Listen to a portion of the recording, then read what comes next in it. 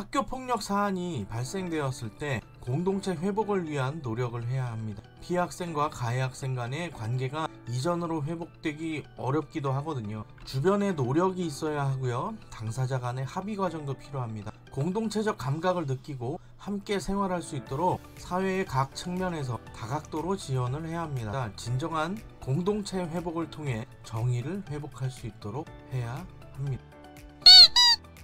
여러분 안녕하십니까, 훈이쌤입니다. 오늘은 회복적 정의를 처음 실현한 엘마이라 사건에 대해서 알아볼 거니까요, 영상 끝까지 시청 부탁드립니다.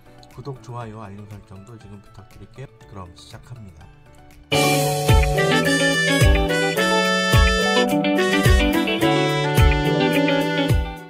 학교 폭력 사안이 발생하면 피해 관련 학생과 가해 관련 학생 측의 의견이 다른 경우가 대부분입니다. 생각의 관점이 다르기 때문이죠. 피해 학생은 어떤 피해를 입었고 어떻게 복구할 것인지에 관한 생각을 하죠. 가해 학생이 사과를 할 때 어떤 방법으로 진행하는 것이 진정한 사과로 받아들일 수 있는지 생각하게 됩니다. 모든 학교는 공동체적 관점에서 학생을 관리합니다. 학생들의 기본 생활 습관 형성을 위한 학교 생활 규정이 있고요. 규칙을 적용하고 공동체 감각을 느끼며 함께 노력합니다. 학교 폭력 사안이 발생했다고 하더라도 공동체가 무너져서는 안 됩니다.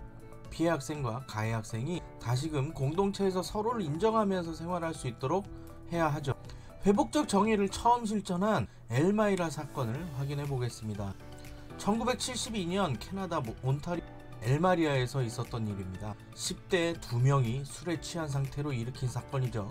마을의 유리창을 비롯한 여러 기물을 파손했고 수십여 대의 차량까지 파손했습니다. 평화로운 마을을 순식간에 무너뜨린 일이었죠. 이 사건의 판사는 가해자들에게 피해를 본 이웃들과 함께 해결할 것을 명령합니다. 직접 피해자들의 고통을 인지하고 적극적으로 해결하는 것을 요구하죠. 그런 가해자들이 직접 찾아가서 사과를 하면서 피해자들 용서를 하게 되었습니다. 현금을 배상하기도 했고 피해 복구 작업을 진행하는데 3개월 정도의 시간이 걸렸죠. 가해자들은 자신들의 벌인 일에 관해서 책임을 다해 복구를 했습니다. 그렇다면 공동체적 관점에서 회복적 정의는 어떤 것일까요? 학생들이 학교 생활을 할 때 더불어 살아가는 공동체적 감각을 느끼며 생활해야 합니다. 다른 학생들과 나의 생각이 다를 수 있음을 인지해야 되죠. 생각이 다른 것이 틀린 것은 아니기 때문입니다. 학교 폭력이 발생한 경우에는 가해 학생이 직접 피해를 회복할 수 있도록 해야 합니다. 피해 학생은 용서를 통해 관계를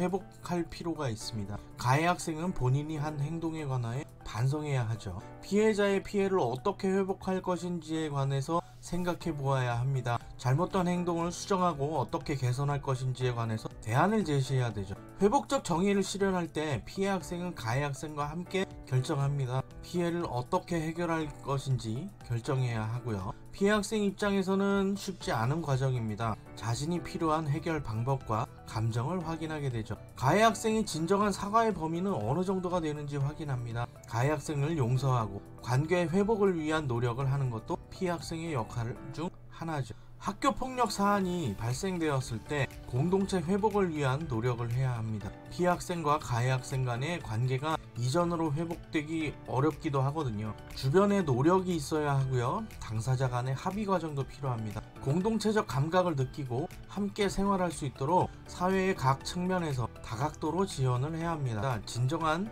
공동체 회복을 통해 정의를 회복할 수 있도록 해야 합니다. 오늘은 회복적 정의를 처음 실천한 엘마이라 사건에 관하여 알아보았습니다. 영상 시청해주셔서 감사합니다.